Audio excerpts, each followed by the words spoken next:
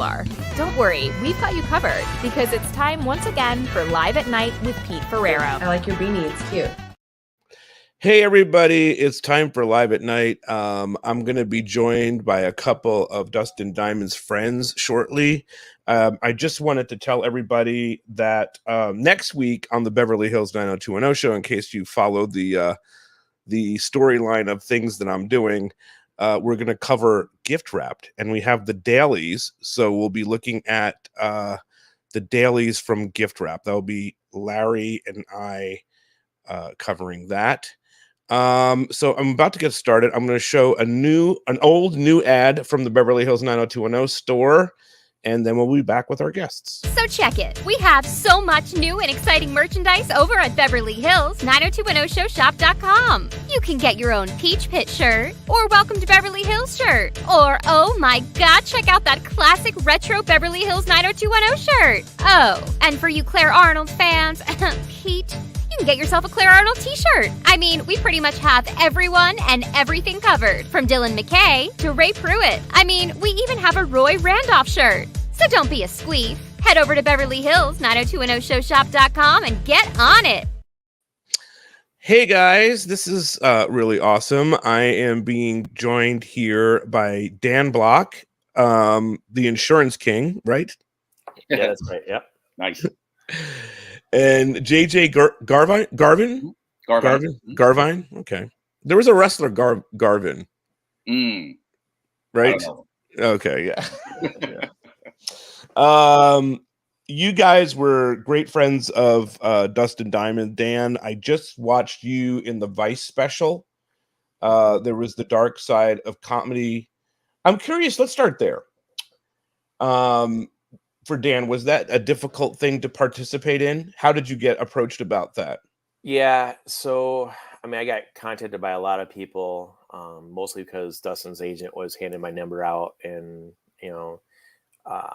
basically I was asked right away if I would do something, and I didn't know how to react to it. But I helped get Dustin's dad, and I had met Mark Bridge, which was his childhood friend, which Dustin would call him Opie, right? And so I brought those guys on, and we wanted to do the best thing we could for Dustin and tell his story in a good light, So I think that's once they told me what they were going to do, I was on board with it for sure. JJ, you have a different story with the Vice special, right? Yeah, I didn't participate. I have some footage. This is how Dan and I first started speaking to each other when the Vice special was in production. And I had nothing to do with it, but I watched it and I really liked it. And it's only a 1 hour special with commercials. So they had to plow through so much. So obviously so much gets left out.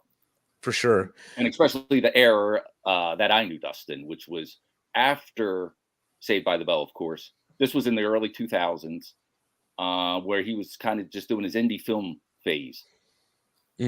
And so I was part of that whole segment up until the sex tape.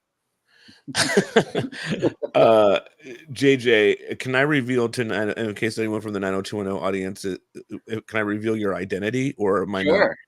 You're the only one who knows, Pete. But should we keep the mystique of, so unless people you don't want people to know how they know you on Twitter? Nah, go ahead, tell them. You have the page. What is it? 90210 in 2020. Yeah, so it's rewatching. If I can put that up there, rewatching 90210 in 2023. It's amazing, and I got 5,000 followers now. Amazing. So go follow him every day, 9 a.m. Eastern. His stuff is very entertaining. I've done over 1,000 tweets now. We just hit our 1,000 mark. And Pete, this is how you and I got to know each other. Yeah, for sure. We started. I loved all your tweets. They were entertaining. Yeah. And at the beginning, I didn't know what you were doing. Right. And then I stumbled across the podcast, and I was like, "Oh my God, this guy has really done it all." Then we started catching up. Sure. And then now we're super connected. So Saved by Dan, the Bell and 90210. there's connective tissue there with Tori and all that stuff. So I mean, the shows are similar. There's definitely a vibe. Obviously, they're skewed differently. One's a Saturday morning cartoon, the other one's a nighttime teenage drama, but they're definitely in the same sort of realm of teenage stuff. What we grew up watching. Dan, did you watch his stuff when he was a kid? Oh yeah, absolutely. So you were a fan of this. I was in high school when Saved by the Bell came out, so of course I watched it and I was a fan for sure. Yeah. And I know JJ, I'm older than you guys. This hurts. I was in high school. I was out of high school. I was too old to be watching Saved by the Bell, but I was a year older than Dustin. Okay. Yeah. JJ, you guys are working on a project about this. I'm not going to get into it too much because I don't want to spoil anything for anybody, but you have collected so much information about his Saved by the Bell career. I read through your manifesto. I have it right here. I call this my 10-pound. This is the Bible, the Dustin Diamond Bible. Yes. And then this quickly. That was my menu. Yeah. Okay. Enough of that. But I'm curious for you, for fans that are watching that are huge Saved by the Bell fans, what are episodes that you think people will be talking about forever that involves the Screech character? Probably the beach episodes. Dan, you can jump in at this anytime. Now, I'll tell you the one that I asked Dustin was his favorite. I know which what was it? When they were singing Artie Boy. Artie, the chameleon. The chameleon died. he said that was his most fun episode ever. Now, his best acting was season 1, which was Good Morning, Miss Bliss. And he is Screech. He is the character. But he's so young, he's not doing the voice. Mm. And there's a episode, I can look it up in my book, Pete, as you know. The Bible. Yeah. Every line yes. he read. There's an older student and who's illiterate, and he's going to bully Screech, and Screech and him talk in the bathroom, and it's fantastic acting. It's real acting. He's 11, 12 years old. He's not overdoing it. That should be the clip that everybody sees. Yeah, he had a lisp when he was growing up, and they said that was one of the things that they wanted was his lisp because he had a issue with his teeth and stuff. Yeah. He's definitely the character, and they say this in the Vice special. He's definitely the character that whoever,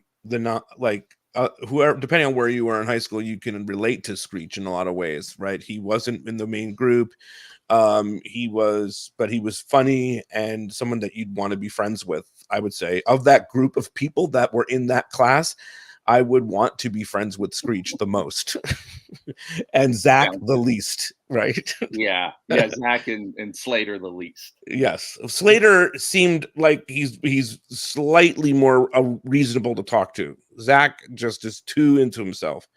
Yeah. But Dan, how was it that you and Dustin connected? When was that point? Yeah. So, I used to do these really stupid commercials with my brother, and he was like the insurance geek character.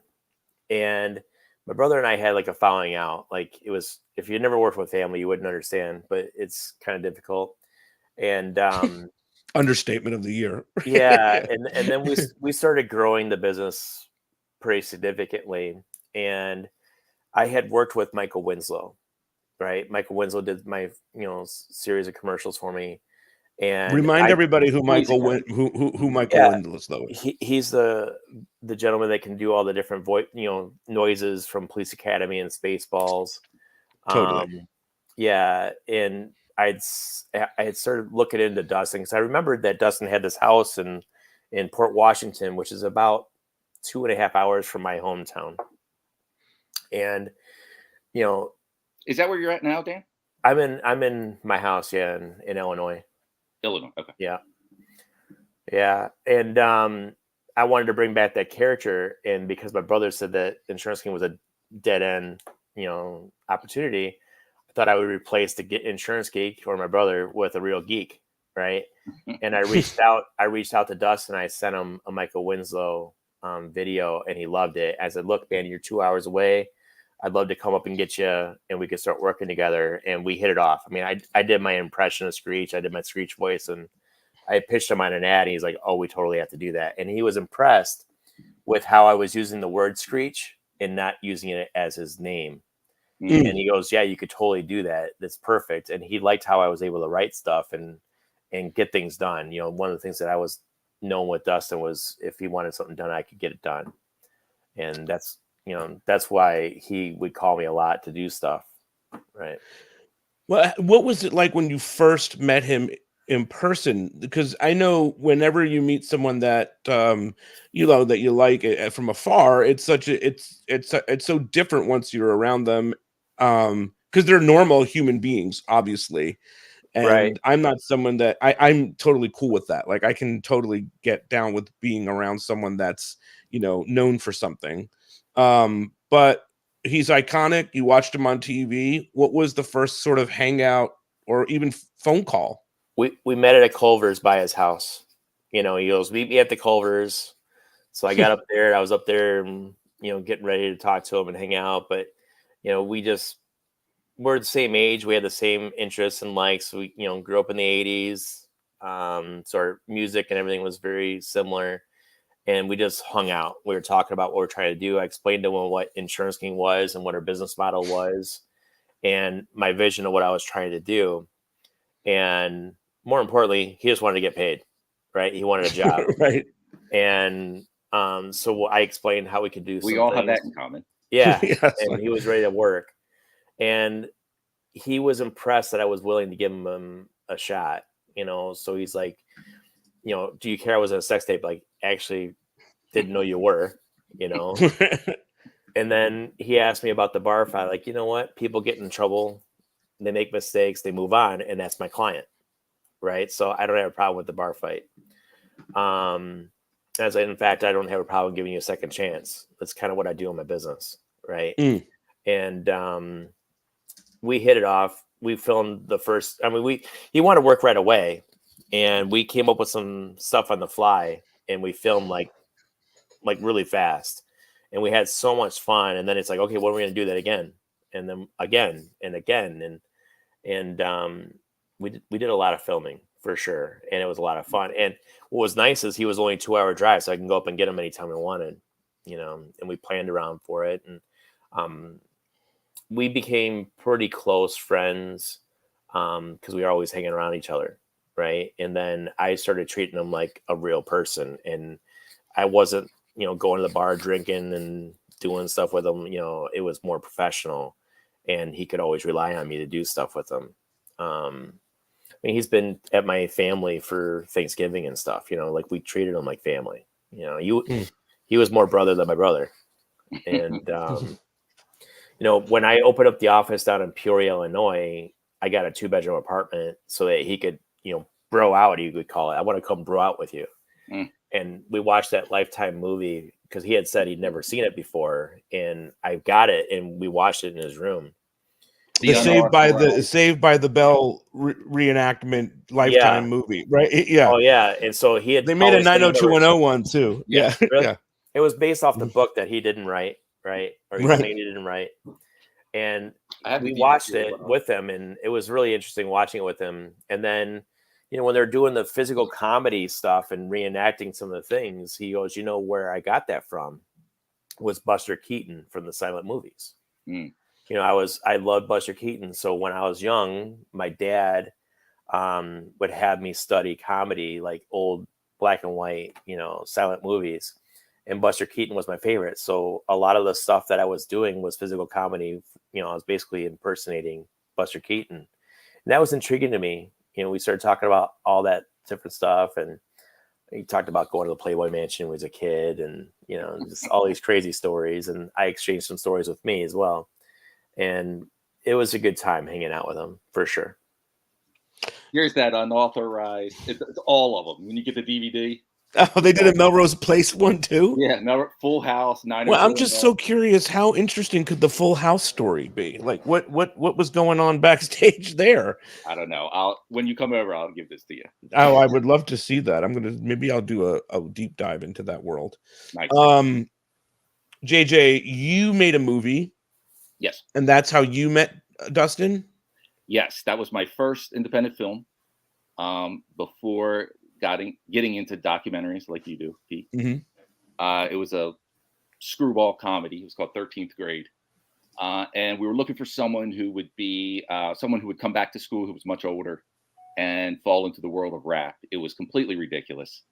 But early on, I thought, wouldn't this be funny if we could get Dustin Diamond to be part of this? I didn't know him at all. I just knew the show, of course. And I really liked the college years. To me, and Dustin would correct me. It's called the college year. It was only one season. Right. And then he went on to do the new class. So he Right. went back for 6 more seasons to do that. When that ended, is when he started getting into indie film. And I read that about him. This was before social media, but I read that online and reached out and got him the script. And, just like Dan was saying, he was ready to work, completely professional. Just a really good guy. Showed up prepared, showed up ready to work. He had a really dark sense of humor, very different from probably what I thought he'd be. Foul mouth. But just, like, all right, let's do this. And unlike, Saved by the Bell or any type of, corporate network production, we were extremely independent. So we flew through pages. I encouraged him to ad lib. These are things that he was not able to do, Saved by the Bell. And this is what he liked about independent film. And he was taking it very serious. I mean, to his credit, he's coming off half his life on an NBC show. And he was willing to say, look, I'm taking indie film seriously, and I'll start at the bottom with you guys, but we'll all rise up from here.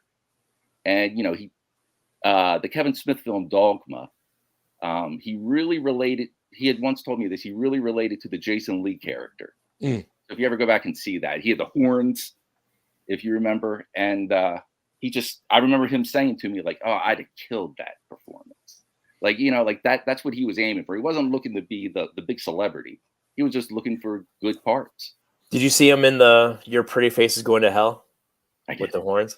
Yeah. He loved that. He loved that. It was fun for him. And then Dan and I just talked the other day. We went back to some of his earliest work, pre-Screech. Oh. And oh my God, I watched that entire thing, The Purple People Eater, with Neil Patrick Harris. Mm-hmm. And he's just a good guy.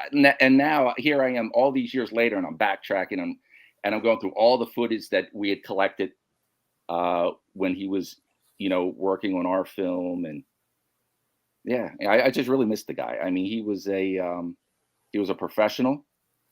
He really deserved to be the bigger star than a friend outside of the film once asked me, like, do you ever accidentally call him Screech?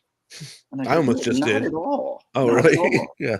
Like, that was completely obviously. I knew he was in my film because he was Screech.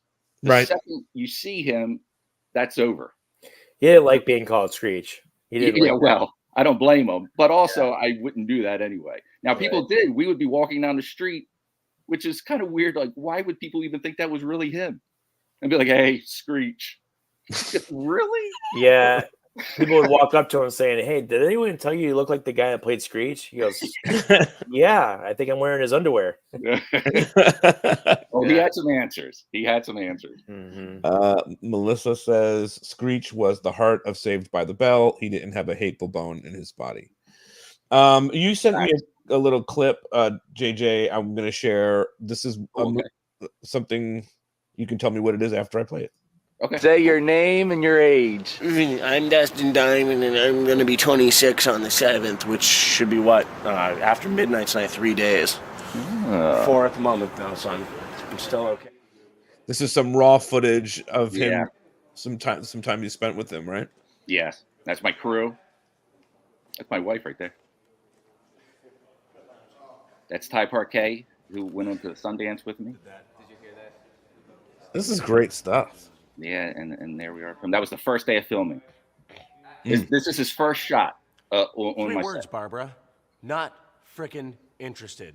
It's really that simple. See, I grew up in front of the camera. Everything from losing my first tooth to my first kiss. See, for me, everything's been taped, edited, screened, syndicated. Now, when I look out, because the angle's different, am I looking out too far? This is great stuff. And I tell you, going through this is when I miss him the most. Going through that footage and I was putting it all together, and I feel like calling him after it and just talking to him about it. It's just, we kind of had a falling out, and I hadn't spoken to him in quite some time. There was a part where we reconnected near the end. But I was never in a position to say goodbye to him, and I'm very happy all this footage exists. And Pete, this is an exclusive. I know Vice tried to get this. So no one's seen it, and there's plenty more. Yeah. But yeah, walking out on the street, that was his birthday was just in a couple of days, and it was January. It was super cold, and we just walked. We would, after filming, we would go back to the hotel, and I would just walk around with the camera, a mini DV camera, and we would just chat. And those were really good days. Dan, you got super close to him, and you were there. I'm sure you talked about some of the things that you told me about before when he asked you about them. I'm sure he talked to you about the book that was a bit controversial that he wrote. What did he say to you about that? So I asked him questions like, if you could do anything all over again, what would it be? Do you regret the book? Is it the porn tape? Was it the whatever? And he said, all of it. I wish I was never famous. I wanted to be normal. He wanted to have kids. He loved going to the toy store. You probably went to the toy store with him, didn't you? Oh, yeah. Yeah, I don't know how many times I went up and down that toy aisle, and where kids would be like being misbehaving or whatever, he would get the kids to laugh, and he just wanted to make people happy, right? So anyways, I mean, yeah, I don't know. The more I hung out with him, the more I wanted to be with him, and then there's a period of time before he went to Florida where he called me. And he called me on FaceTime. He's like, "Hey man, don't screenshot this. I don't want this out there." Like, all right, no problem. I got this sore and it's growing. It's something bad. I need to go to the hospital. And I left where I was at. I was at my family's house. I literally left my wife and kids stranded at my in-laws' house and drove up to get him at his house, which took me almost like 2.5 hours. And then I took him to the hospital, which then they took him from ambulance to the other hospital. But when I got to his house to get him, it was pretty bad. He had severe MRSA, and it was basically, imploding, and it was pretty serious. And he was afraid of going to the doctor because he didn't want someone to take a picture of him there. So when I got to the hospital, I went in, I told him I need a wheelchair and a blanket. And when I come in, I'm going to go straight into a triage room because I'm not going to expose his face because he's so worried. And one of the reasons why I got so bad is because he didn't want to go to the doctor and have it up on TMZ or something. And so did that. And then I had to follow the ambulance to the hospital because that hospital I took him to by his house wasn't prepared to deal with it, the staph infections. So I remember getting into the hospital room. It was super late at night. And I must have dozed off in the chair next to his bed when we were waiting to have the doctor in there. And I remember waking up and they had plastic, like toxic, like the door was all taped off where you couldn't get in. and it's like the ET where the people are coming in with the space suits on, and I was like, oh my god, where's mine at? He's like, too late for you. You're exposed. I'm like, what's going on? and then they took him in and they removed it, and it was pretty serious. And then after that, it was basically the doctor told me he could have died from it, and that's when he was like, oh, I'm going to go to Florida. I'm going to go relax.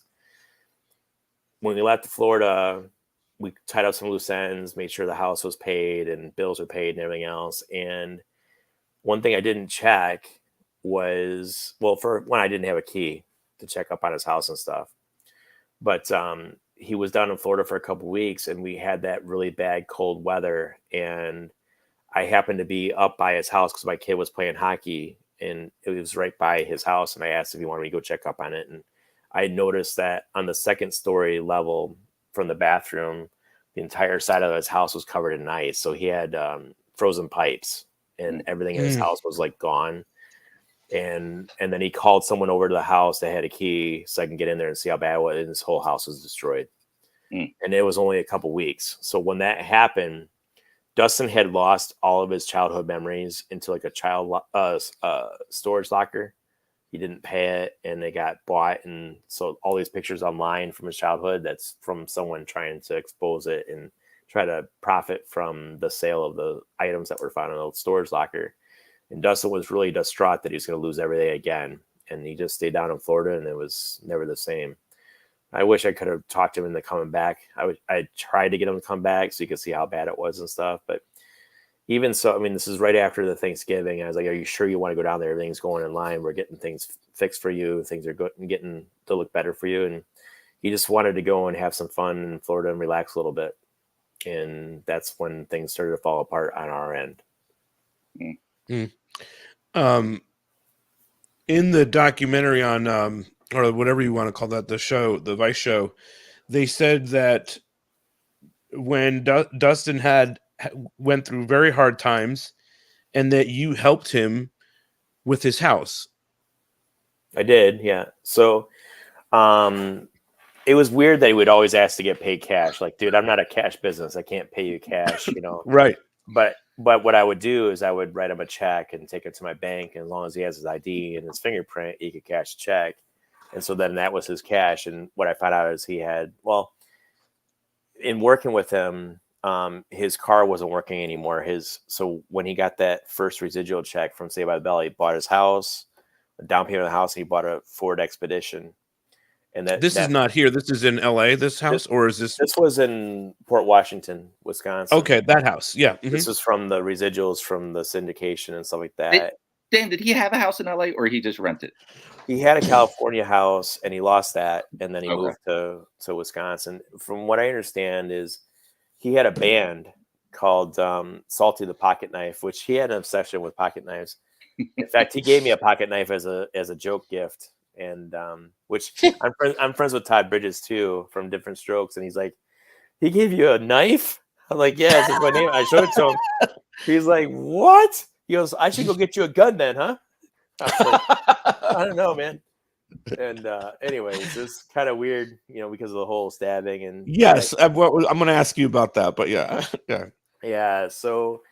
So his car wasn't running anymore, and he wanted a new car. So I bought him a car, and he wanted me to title it in his name, and I did all that stuff. And then about 6 months later, it was seized by the IRS. And he called me freaking out going, did you take my car? Like, no, why would I take your car? Right. I bought it for you. Yeah. He's like, well, it's gone. And then I started thinking about it, like, yeah, he's probably got IRS lien. And sure enough, called the police department, and the IRS had already taken it from him. And it was a nice car, and then he's like, well, you got to get it back. Like, dude, I'm not, my wife is already pissed. I bought it for you in the first place. There's no way for you to pay me back, and it was supposed to be, we worked out a deal. If he recruited some other celebrities, I would knock off money on whatever. And we're going to do all these commercials with different celebrity friends that he had. And that was going to be his payment towards the car that he wanted. And so that's when I learned about the IRS lien. And that made sense to me that he always wanted to get paid cash. And it just worked out that I just take him to the bank. I didn't know that that's what he wanted. I actually offered that. Right. Because it was cool to have the bank tellers and everybody take pictures with them and then say, oh, Insurance King brought, Dustin in, Right. Yeah. So I did, and it worked out in his favor. But I had the when he broke up with his girlfriend had. T-shirts. Remember when he sold the T-shirts? I have one of those. Oh, yeah. And I'm going to tell you something. Now, if you remember in my video, because his birthday's in early January. So Yeah. January 7th. January 7th, yes. Yep. So he was saying his birthday's in a few days. Now, I want to tell you a quick story. And Dan, I'm sorry, I'm not meaning to cut you off. Mm-hmm. This is my vest. I got that for Christmas. This was part of a quick wardrobe, and he took it. So when I saw these shirts, I said, because after he left, I was like, where the heck's my vest? I just got it for Christmas. Right. I didn't get a chance to wear it. When I saw this pop up, and I was like, he took it. That's hilarious. So while you just told that story, I'll tell you a story really quick. Pop it. So after he lost his car, I had to go and pick him up, and I would drive him back and forth and stuff. And we were at my house, and I was working on some stuff for him. And he's like, hey, can I have the keys to the car real quick? I need to go get my vape. I'm like, yeah, no problem. And then I see my car driving off. He went to Wisconsin. He went home.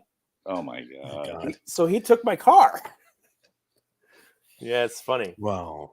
Yeah, he was something else. That's worse, taking your car. You got it back. We got it back. We had a GPS tracker. We knew where he was. You know, but yeah, it's funny. Am I jumping the gun? Was he at the strip club? He was. Yeah, that's what I figured. Yeah, over there by the Milwaukee airport. My employees went up and got it and took it back and stuff. But anyways, I forgot where we were at. We were talking about when I first picked him up from the airport. 2 questions. Is there a strip club around here? Oh, and where's Toys R Us? Yeah, very opposite polar things that he would be looking for. Go to Toys R Us, and we would just walk around. You didn't go to the strip club. You didn't go to the strip club, no. JJ? No. No. What about you, Dan? Did you go to a strip club with Dustin? Yeah. Hopefully, my wife doesn't find this one. When when we were down in Peoria, there's a bar called Big Al's Bar, and I told him I don't really want to go there because if we're gonna do this, that's a market that I do business in. It's not good for business. You know, if you're gonna be in my TV commercials and then you're there. He goes, well, the reason why I go there is because they can't take pictures because they're not allowed to have pictures in those places, nice. right? So that's a really good reasonable answer and a good excuse. And props to Dustin on coming up with a good reason not to to go there. Yeah. And then the bar manager takes a picture with him. The next day, I get a phone call saying, dude, Dustin was in Big Al's with you, the insurance king. They did a whole story in the paper. I'm like, what? So then it brings up the sex tape and all that stuff. And now, what was he doing here? Well, he was there to do. I'm like, come on. So I called the reporter. Like, that's not fair. That's not what was going on. Mm-hmm. You know, right? This is why we went there and everything else. But he's here to do a good thing. We're trying to do TV commercials, and it was crazy. So they always wanted to go after him. You know, everyone wanted to talk about the negatives, and that was what was crazy to me because he wasn't a bad guy. He was a pretty funny guy, and he was a good guy. He was genuine. Yeah. Well, that's true. In those later years, I mean, it was just so much negatives building up. The Celebrity Fit Club was, it wasn't the worst. Nobody died, but how he played the jerk, and that just wasn't him. And it was scripted too. That's what people didn't understand. That was all scripted, and he got paid extra to be the bad guy. And it wasn't him. It didn't come off right. There's wonderful reality TV villains out there. Sure. But he wasn't even the villain. He was just a jerk. And it didn't work. And so if people would see that and be like, oh, and then, the book, and then, Tiffany, and I'm saying their first names like I know them, but, she's out there saying bad things about him. Like, what did she say about him? Well, there's a good clip. Well, good or bad, depending on the angle, when she's on Howard Stern. And Howard saying, and this is in my thing that you read. He says, "Oh, if you could only save one person, who would it be? Your nemesis, Jenny Garth, or Screech?" And she was like, "Oh, Jenny Garth, easily. That's not even wow." She's just not saying good things. There's another clip with Mark Paul, which Mark Paul's actually being okay in it. You could see this online. They're promoting that show. He played a lawyer, and it's him and I forget the name of the show, but it's 2 words. Yeah, Breckenmeyer. I don't really know who that is, but he's on the couch too, and he just goes off. on Dustin. I mean, but Mark Paul doesn't. Yeah, Breckenmeyer wasn't even on the show, and I don't know Breckenmeyer, so I'm not going after him. But Right. the question wasn't even directed to him, and he wasn't even on the show. And Dustin and I talked about that. Goes That off. clip. Did He you didn't like really? that clip. Yeah, he's like, I don't even know that guy, and he doesn't know me. But Mark Paul's not saying anything bad about me. Why is this guy Yeah. going off? That Sure. did upset him. He's like, what the heck? You know, I Yeah. didn't do anything to that guy. But there's so many bad things, and then well, the book, of course, and that's what I'm talking about. The sex tape, of course, that's horrible. The arrest, of course, that's horrible. I mean, these are. Who else do you know who did all of these types of things? Like, Well, the talking to prison Todd about time. stuff, they used to do comedy together, and Todd used to give him crap about, hey man, you need to stop doing the comedy bit about how you're the only child star that hasn't had all this negative press with the arrests and stuff, because you just never know, man. And so I was giving him a bunch of crap, and then all of a sudden his whole comedy skit was all about going to jail and changed everything. Yeah, and if you go back to some of his interviews, I mean, I've watched, literally everything that's on YouTube that mentions Dustin Diamond, I've listened to any type of old interview. And he often would say, like, I'm the poster child of great child star. I don't get in trouble. I don't drink. Right. That's what I mean. Yeah. And then it's just like all of that, like the worst things that someone could do, the worst, no, let me rephrase that. The worst choices someone could make, he made them all. And he wasn't a bad guy. And that's why, like a better story than the Vice story needs to be out there. Because those things did happen, and those should be addressed. But he was a good person. And there was a lot of times, obviously he took the quick money. And when you're trying to have a long-term career in this crazy business, you can't just take the quick money and do a sex tape. Dan, what JJ just said about taking the quick money, do you think that's what led to a bunch of Dustin's issues? What people don't understand is that he wasn't a primetime show like 90210. They different paychecks. So this is a Saturday morning show. They never had live action before. It was the first of its type, and he was only getting like $1,200 a week. And then after you take out your set sitter fees and everything else, it's not a lot of money. No. And so there wasn't really any money there. And if you watch David, have you seen the David Spade clip after he passed away? Did you see that? I think he nails it. You might want to check that out, JJ. He's like, being famous and everyone recognize your face. Like he took a one word, like Urkel, which is funny, Urkel, because Urkel and Screech they actually were competing against each other for the same role. And he's like, I much rather have had Urkel. I can't believe I went and got Screech. He made way more money than I did, but they were friends and they knew each other. But primetime paychecks got to be much bigger than a Saturday morning. Oh yeah, and even when they went to prime time, from what he had told me, that the bump up. I mean, he was Saved by the Bell, the college years is in prime time at the same time when the same network of Seinfeld and Frasier were on. Friends would be the next year. Yeah, the college years he got 10,000. Yeah, so we got a bump up, but 10,000 to be on an NBC show, prime time, the lead in to some Frasier or whatever was, you look at what Jerry Seinfeld was making, and Kelsey Grammer and John Larroquette, and then well, I mean, or you even can compare it to someone who was not, who was not Jerry Seinfeld and one of the minor players. He should be at least at whatever Frank Costanza is making on exactly. on that show. Exactly. So that was for Dan. You saw him being funny. You saw him in person. Tell me some stuff about how he was funny as a friend. He would always call me because I'm a pretty serious guy, right? And so he would call him. I think you're funny, Dan. Businessman.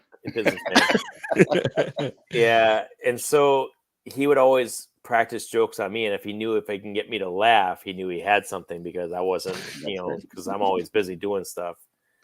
So that I miss that about him. He would just call me up and just tell me some random jokes and stuff and try to get me to laugh.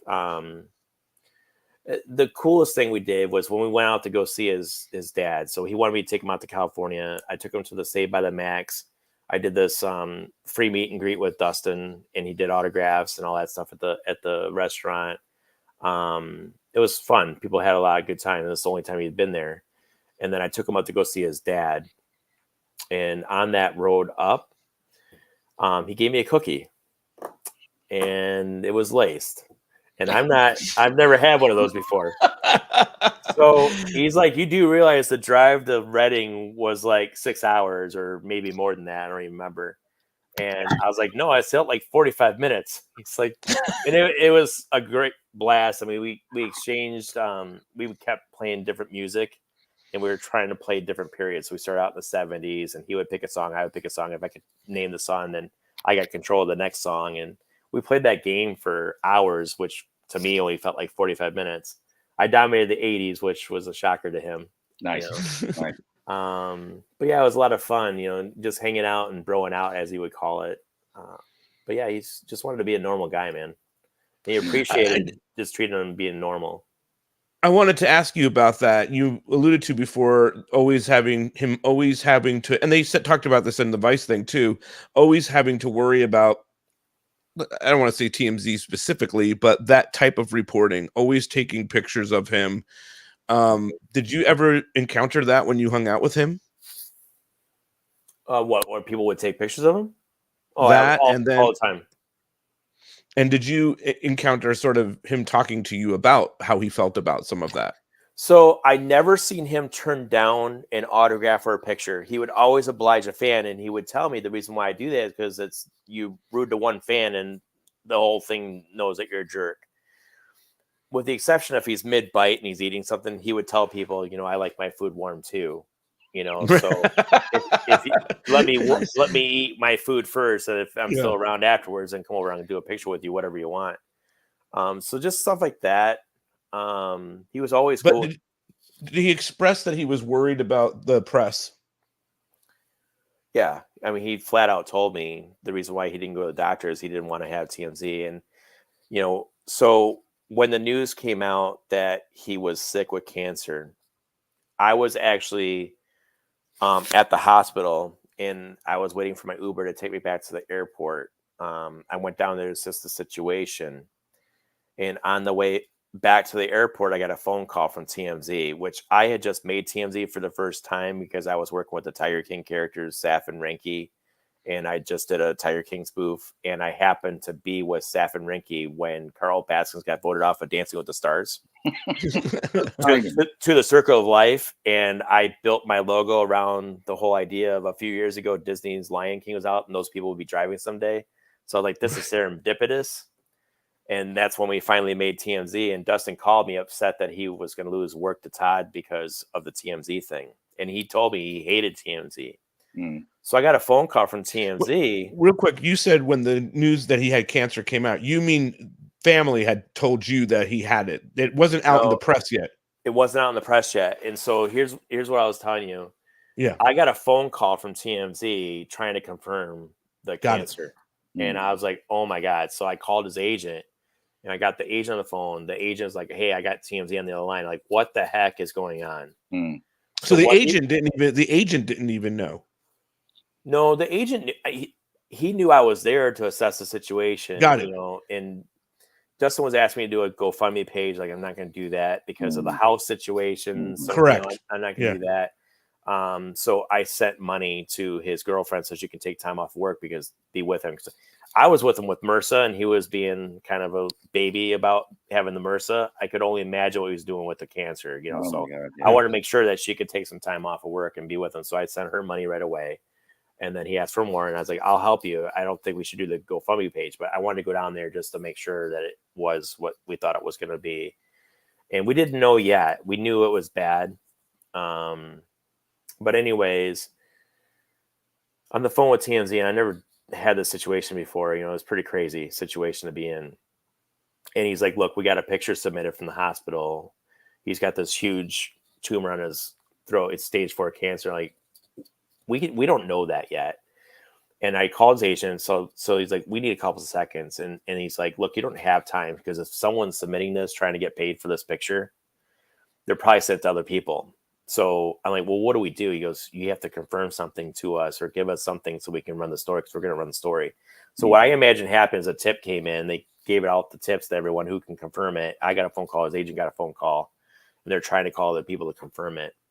That was like, holy cow, what the heck is going on? We don't know if it was someone close to Dustin that was trying to expose it or if it was just someone in the hospital that did something. We don't know, you know, but Dustin appointed me and his agent to handle all this stuff. And I said that we would get them an answer as long as they promised never to post that picture because that's what he was afraid of most. And you never saw the picture. I was the one that was negotiating to get that off. So they never released the picture. And at that point, we agreed to give them information. And Dustin didn't want people to know he was going through this. So when the whole story came out where he died so fast, it's because of me. We knew he had stage 4 cancer at the time. We absolutely did know that. I gave out that we didn't know, and I bought time for Dustin so that he can have his message out there. And you'll see a couple stories about how I was making this robot to have Kevin a robot, and that I was doing a Saved by the Bell type NASCAR. Dustin hated NASCAR because it took away from his budget. He did not like NASCAR, but he thought it was pretty cool that I was going to do that for him. And we were trying to plan for him to come and be at the race and be honored at the race. And then he just obviously passed away and couldn't do that. But I still went ahead and did that car for him. And I had a special race suit made, and I found his personal family, friends, people that were close to him, and I invited them to the race, and they all came to the race, and we had a special because Dustin didn't want a memorial. He didn't want to have a gravesite, you know. And he asked me to come down. I got a one-way ticket. I went down there when we knew that was probably pretty close, and he just wanted me to take care of his final expenses. He didn't want to burden his father or his girlfriend with that. So I agreed. I went down there. I took care of it for him. And he asked me to do a bunch of stuff, and there's only a few things I wasn't able to do on the list. It's out of my control, but I've done a lot of things that he asked me to do post death. Yeah. That's tough stuff, man. So how did you feel about his relationship with the press? You saw him go through that in that Vice special. They kind of indicate that like that may have led to some of his sickness. What do you think of that assessment? There's some stuff that I can't say about that, but did you see my Facebook post from my company page about they released the TMZ story and it blew up, and I think Barstool Sports saw it. So there's a thing with the 1 Minute Man, is that what he's called on Barstool Sports? He actually picked up a clip of me talking about it, and I was like, you know, this is crazy. Like, he is sick. It's legitimately, he's sick. It's not a hoax. You know, and people were trying to say he was just trying to do a stunt to make money because of the house thing, you know, and that upset me. And I got off the plane, and you'll see me. I'm like, got my mask off because it's in the middle of the pandemic, and I'm like afraid I'm gonna get caught by the security in O'Hare or something. And so I'm like looking up to make sure no one's gonna come and flag me for not wearing a mask or something. And I did this little cell phone video because it did upset me, because I know that Dustin waited until the last minute to go because he was afraid of something happening. And it was his girlfriend was trying to get him to go, right? And finally he did go. I remember when he called me, it was around Thanksgiving, and Thanksgiving was a special time for me because we spent, you know, Thanksgiving together at my own family with him. And he called me. He goes, "Hey, bro." I'm like, "Hey, Dustin." And he was worried that Ty was going to take his job from, like, "Nah, you don't have to worry about that. I've got plenty of stuff for you to do." And I had been in this really bad legal battle, which we just finished. These people that were stealing my business, using my name and stuff, my trademark. And so I was also pulling back funds on marketing, which, you know, when Dustin wanted to film, I really couldn't justify the filming when I was going through this legal stuff, and he didn't understand that either. But anyways, forgot where I was going with that. You were upset about what was happening.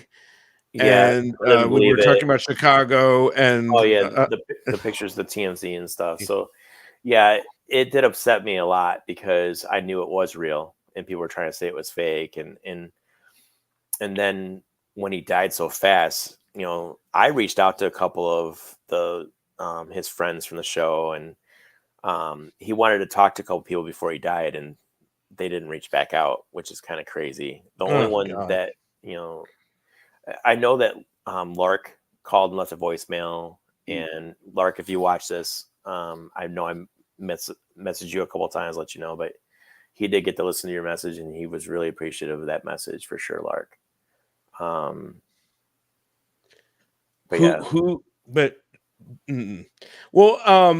Mario Lopez did a whole bunch with him on television at some point, so they seemed to be okay. Were they okay?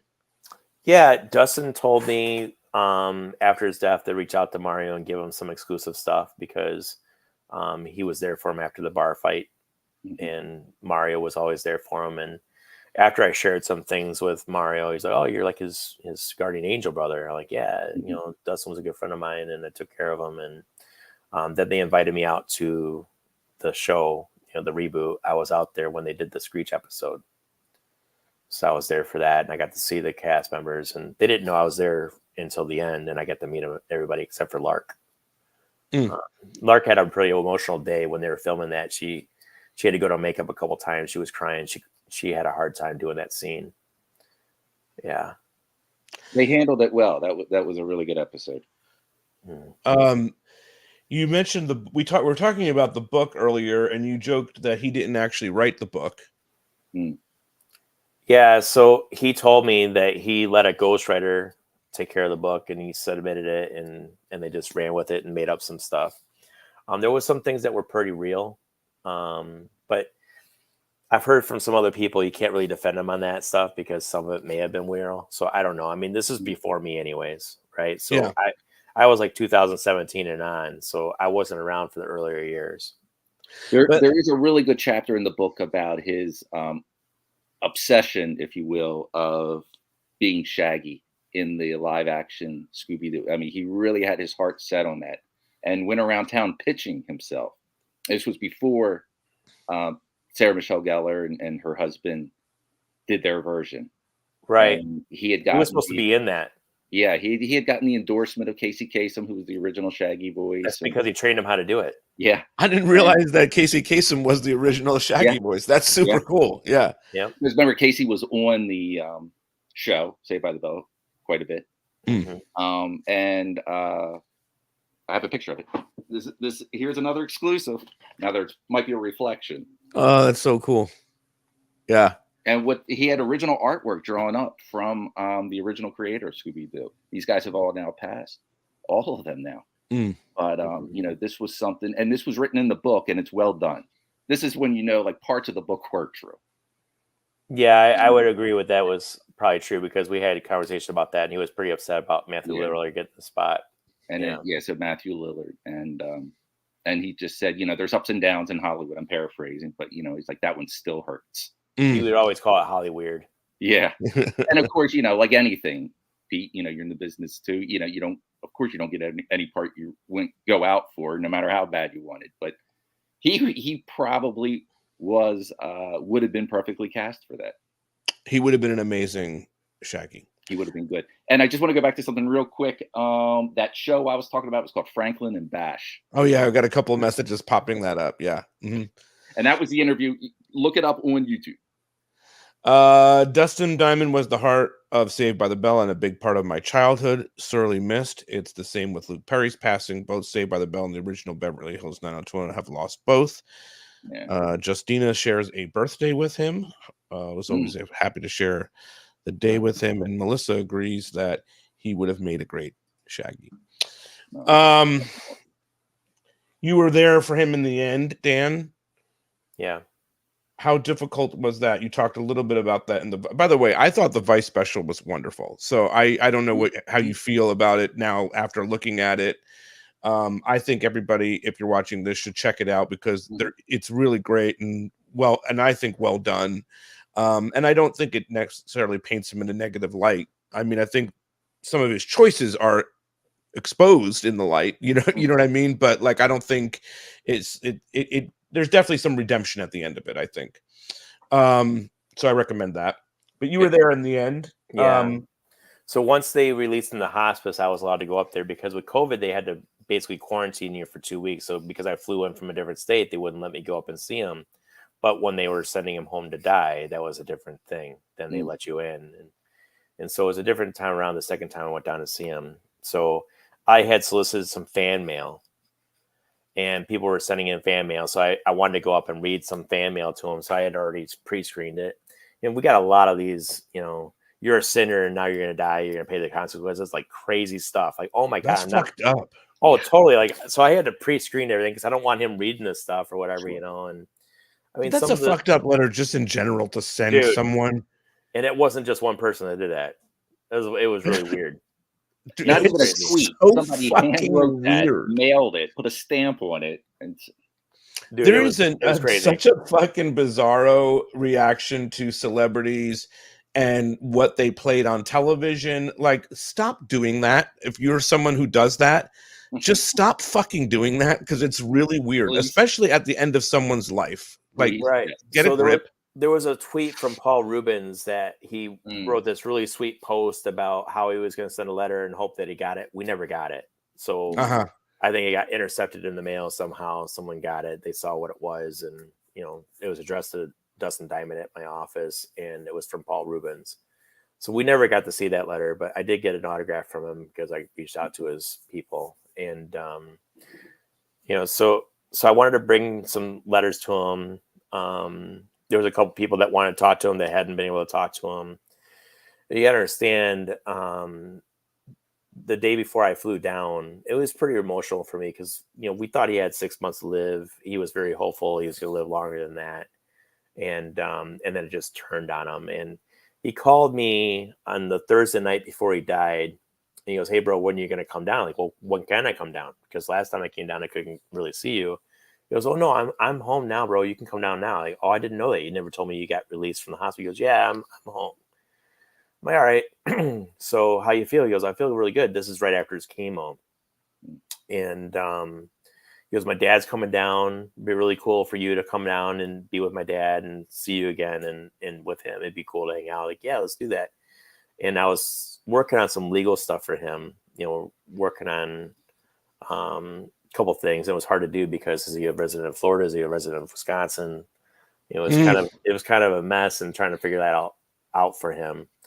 And of course he wasn't very helpful at this point either, and so he's like, "I want to play a game." I'm like, "Okay, yeah," because he loved playing games. Like he loved playing games, and he goes, he asked me, he goes, which organ's going to fail first? Like, "Dude, I don't want to play this game." He goes, "Well, I got to play this." It's not a fun game. Yeah. He goes, "We got to play this game. I have no choice. I'm playing. So which one do you call?" Like, "I don't know, man.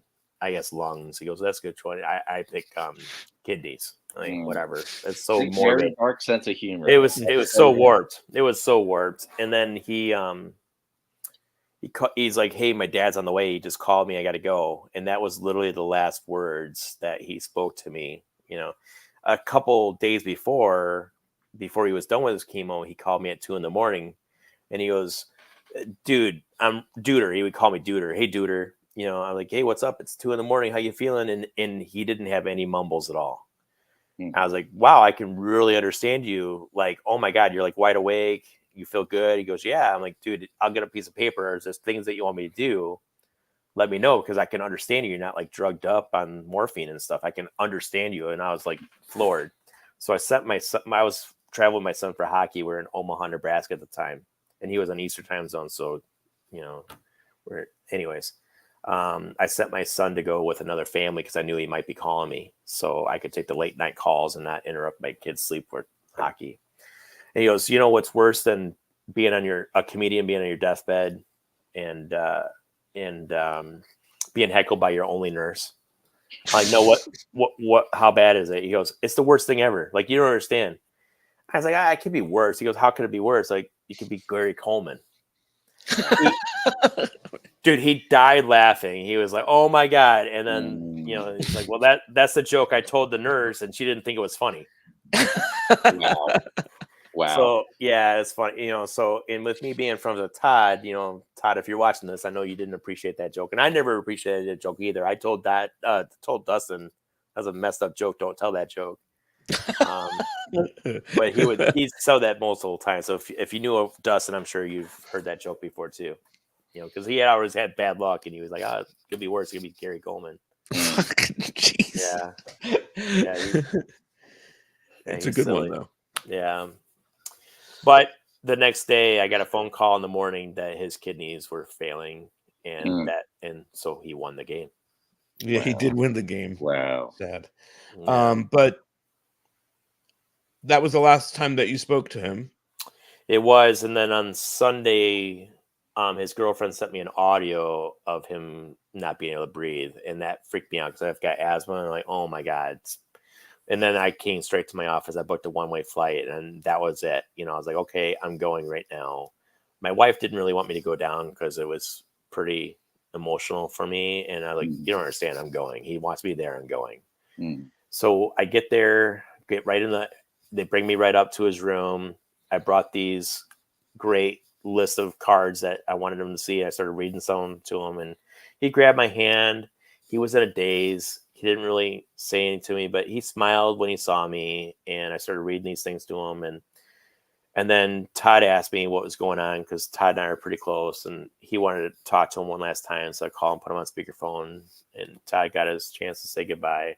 And then they came up to take him home. And this is kind of comical for Dustin. If you knew Dustin had bad luck, right? So we get downstairs to put him into the van that's going to take him to go home, and where he's on a hospice care. And it was a Stryker. So if you're Stryker, it was one of those yellow Stryker push carts, like an ambulance cart or whatever you call them, the gurneys, right? And it was battery operated, and the battery was dying. So every time they would go to put the legs up, they would go back down. And poor Dustin, I'm trying to protect him from getting pictures from like paparazzi or something, and I'm like making sure no one's taking pictures of this. And this poor guy, they couldn't get Up him and in. down.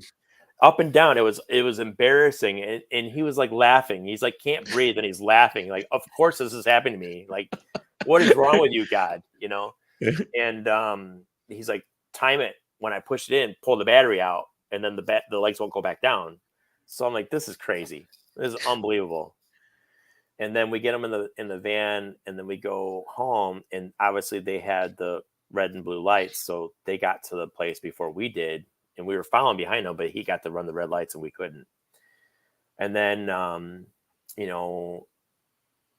we walk in the house, and Dustin was like, they were trying to get him into the bedroom, but the hallway was too narrow, so they needed someone else like me to come help and carry him and stuff, so we can get him into his bed. And we noticed he wasn't breathing, so we think in transit he had passed away, and he had a DNR, and that was it.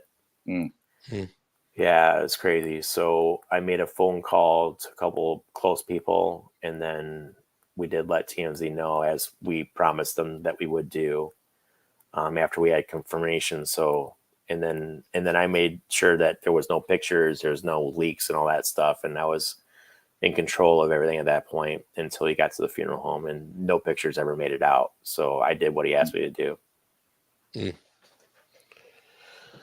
Tough stuff. Yeah, it was Really a crazy day. Yeah, man. Right. What would you want for each of you? What would you want fans of his to know about him? JJ, I'll let you go first. From your experiences of being around him, what is something that they should know?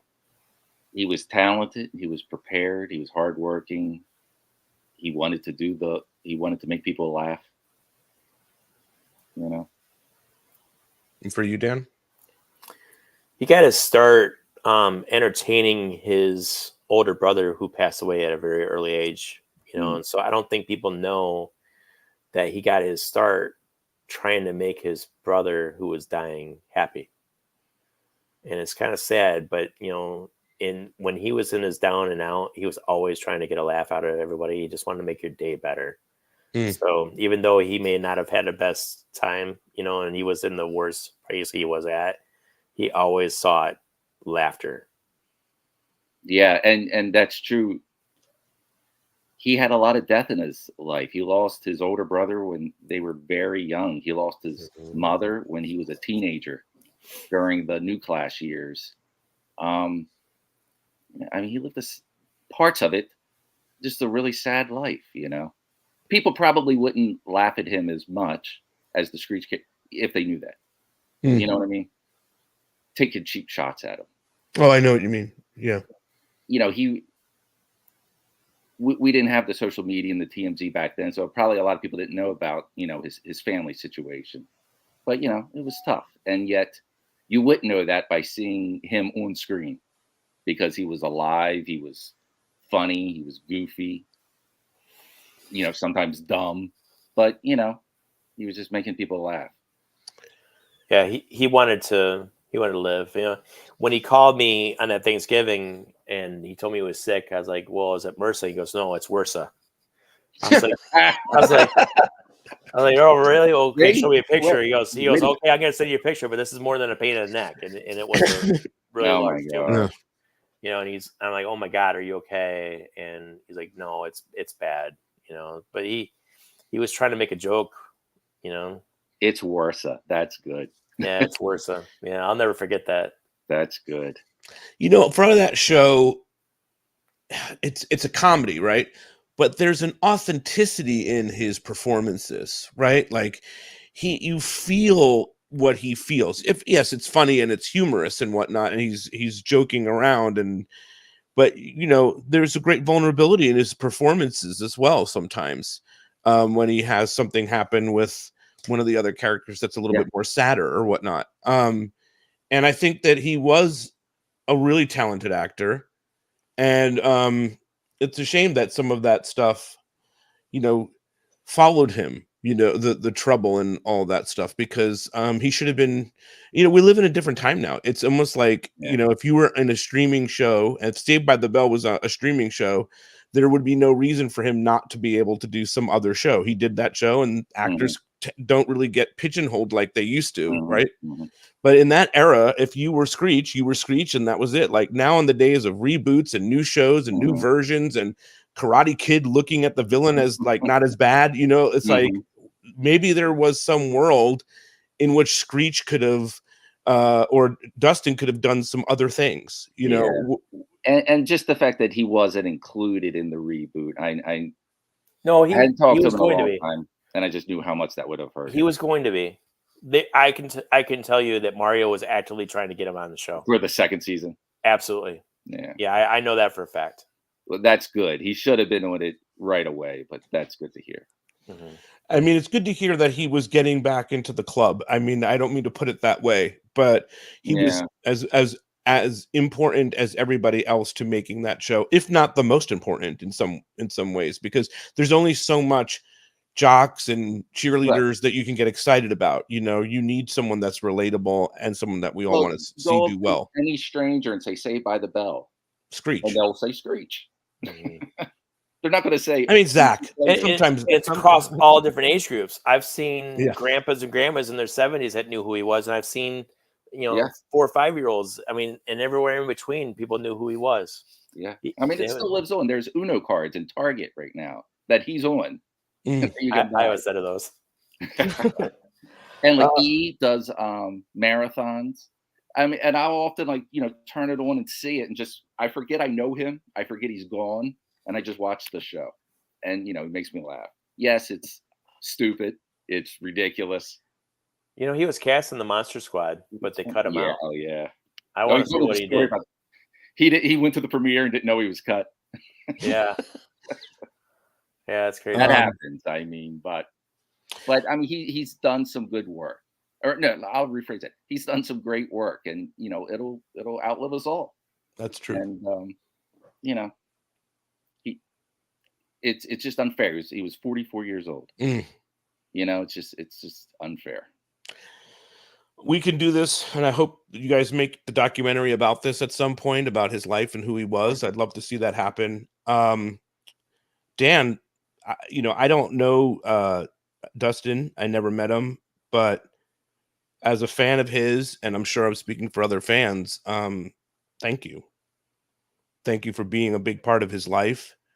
Thank you for helping him be less of a tragic story, getting him on the right path, and always being his guardian angel and looking out for him. I think you're a hero in the story. You probably don't even want that recognition, but he needed you, and you were placed in his life for a reason. So thank you for what you did for this person, for Dustin Diamond. Yeah, you're welcome.